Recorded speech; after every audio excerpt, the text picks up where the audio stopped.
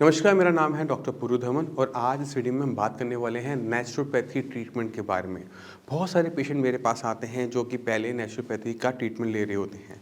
तो जब हम उनसे पूछते हैं कि नेचुरोपैथी में आपसे क्या करवाया गया, तो वो हमें बताते हैं कि उनको ड्राई फ्रूट्स पे रखा गया, उनको वेजिटेबल्स पे रखा गया, उनको फ्रूट्स पे रखा गया। उनको क्या नहीं दिया गया, वो है अनाज, किसी भी टाइप का। ना वो गेहूँ था, ना वो चावल था, ना वो मिलेट्स थे। वो पूरे का पूरा डाइट से बाहर कर देते हैं। इसमें एक दिक्कत हमें देखने को मिलती है, एक दिक्कत नहीं बहुत बड़ी दिक्कत देखने को मिलती है। जब हम कभी ऐसी डाइट पर जाते हैं जहाँ पर आपके खाने के अंदर अनाज नहीं होता, तो पेशेंट बहुत तेज़ी से अपना वेट लूज़ करता है। 4 महीने के अंदर 14 किलो वेट लूज़ करना बहुत बड़े मायने रखता है। जब आप इतनी तेज़ी से वेट लूज़ कर रहे होते हो, तो पहले 1-2 महीने के अंदर आपको अपनी क्रेटिनिन लेवल्स के अंदर मेजर चेंजेस देखने को मिलते हैं। आपके हर 5 किलो के ऊपर 1 पॉइंट क्रिएटिनिन का डाउन हो जाता है। जैसे अगर किसी ने 14 किलो अपना वेट डाउन किया है, तो तकरीबन 3 पॉइंट का फ़र्क नज़र आएगा। पहले क्रिएटिनिन लेवल 5 था, तो वो 2.5 2 के आसपास पहुँच जाएगा। बट दिक्कत क्या होती है कि ऐसी डाइट पे रहने की वजह से बॉडी में बहुत सारी डेफिशिएंसीज़ तैयार हो जाती हैं, बॉडी बहुत ज़्यादा वीक होनी शुरू हो जाती है। जब आपकी बॉडी बहुत ज़्यादा वीक होती है, तो उसके साथ आने वाली कॉम्प्लिकेशंस आ जाती हैं। मगर उससे पहले समझ लेते हैं कि ये क्रिएटिनिन डाउन कैसे हुआ। ये जो क्रिएटिनिन होता है, ये मसल्स में बनता है। तो अगर आप वेट लूज़ करते हो, तो आपकी मसल मास कम हो रहा है। मसल मास कम होने की वजह से क्रिएटिनिन शरीर में कम बनता है। जब वो क्रिएटिनिन शरीर में बना ही कम, तो वो रिपोर्टों में भी कम नज़र आता है। तो इसकी वजह से हमें लगता है कि हमारी जो किडनी की कंडीशन है वो ठीक हो रही है, मगर यहाँ पे किडनी की कंडीशन ठीक होती भी नहीं देखी जाती। 2-3 महीने के बाद हम क्या देखते हैं कि क्रिएटिनिन लेवल जो पहले 5 से नीचे गया था 2 पर, अब वो सीधा 7 पहुँच गया है। ऐसा इसलिए होता है क्योंकि जब आप अपनी बॉडी को ताकत नहीं दे रहे होते, खाना ढंग से नहीं खा रहे होते, बॉडी में एनर्जी नहीं होती, तो किडनी जो कि बॉडी का हिस्सा है, वो भी अपना काम कम करना शुरू कर देती है क्योंकि उसके पास खाना नहीं है। आपका हार्ट वीक होना शुरू हो जाता है क्योंकि अब खाना नहीं है।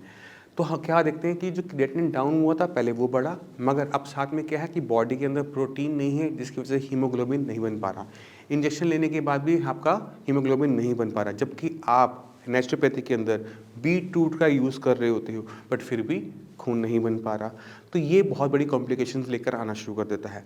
पहले आपकी बॉडी में सिर्फ किडनी वीक थी, अब किडनी के साथ आपका हार्ट भी वीक है, आपकी बाकी ऑर्गन भी वीक हैं, साथ में आपकी बॉडी में स्वेलिंग जैसी कॉम्प्लिकेशंस भी आनी शुरू हो गई। तो पहली चीज़ आप इस बात को समझो कि आपने अगर अपनी बॉडी को सही से चलाना है, तो आपको उसे एनर्जी देने की ज़रूरत है। अगर आपकी किडनी खराब भी हो रही है, तो बॉडी में सिर्फ एक ऑर्गन खराब हो रहा है, बाकी ऑर्गन्स ठीक हैं, उनको ठीक रखना ज़रूरी है। किडनी अगर पूरी खराब भी हो जाती, तो भी हमारे पास दूसरा रास्ता डायलिसिस का होता है। मैं ये नहीं कह रहा कि आपको डायलिसिस करवाना है, बट एक रास्ता होता है। मगर अगर आपकी बॉडी में सारे ऑर्गन एक साथ खराब होने शुरू हो जाएंगे, तो हर चीज़ के लिए डायलिसिस नहीं होता, ऑपरेशन नहीं होता।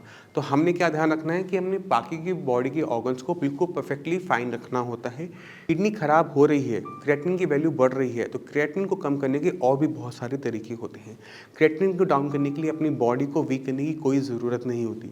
अगर आपने अपनी बॉडी में से क्रिएटिनिन को बाहर निकालना है, क्रिएटिनिन की वैल्यू को डाउन करना है, तो अपनी किडनी की फंक्शनिंग को बढ़ाओ।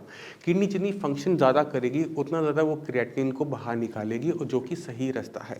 अगर आपने बॉडी वेट लूज़ कर भी लिया, मसल मास कम भी कर लिया, वो एक टेम्परेरी मेथड है, वो आपको परमानेंट आराम नहीं देगा। मगर अगर आप किडनी को फंक्शनिंग बढ़ाओगे, तो आपको परमानेंट आराम देते हुए देखने को मिलेगा। तो नेचुरोपैथी ट्रीटमेंट हो सकता है कि और बीमारियों के लिए बहुत अच्छा हो, मगर वो किडनी फेलियर पेशेंट के लिए मैंने कभी भी पर्सनली अच्छा नहीं देखा। जो भी पेशेंट नेचुरोपैथी ट्रीटमेंट लेकर आ रहे होते हैं, उनकी डाइट को इतना रिस्ट्रिक्ट कर दिया जाता है कि उनकी बॉडी में फर्दर कॉम्प्लिकेशन आनी शुरू हो जाती है। और कोई भी अगर हम डाइट पे फॉलो करते हैं, शॉर्ट टर्म के लिए है, 2 महीने 3 महीने, वो अच्छी है। मगर अगर किडनी फेलियर पेशेंट जहाँ पर बीमारी ऑलमोस्ट पूरी ज़िंदगी भर चलती है, वहाँ पर हम डाइट पूरी ज़िंदगी बंद नहीं रख सकते, ये एक बहुत बड़ी लिमिटेशन आ जाती है। तो इस दिक्कत को समझने की कोशिश करना, अपनी आपकी बॉडी में क्या कर रहे हो, अपनी बॉडी के साथ क्या कर रहे हो, उसे समझने की कोशिश करना। उसके बाद आप एक सही स्टेप को सिलेक्ट कर पाओगे। मैं उम्मीद करता हूँ इस वीडियो से नेचुरोपैथी ट्रीटमेंट एक किडनी फेलियर पेशेंट को लेना चाहिए या नहीं लेना चाहिए, लेने पे क्या फ़ायदे हैं, क्या रिजल्ट्स आएँगे, क्या नुकसान होगा, उसको आप समझ गए होंगे। फिर भी आपके माइंड में कोई भी डाउट है, कुछ भी पूछना चाहते हैं, डॉक्टर्स अवेलेबल हैं, उनसे बात कीजिए, मुझसे आके मिलिए, पूरी आपकी को हेल्प आउट किया जाएगा। अब इसी के साथ आपसे भी समय चलने की आज्ञा चाहूँगा। मिलते हैं अगली वीडियो में, तब तक के लिए नमस्कार।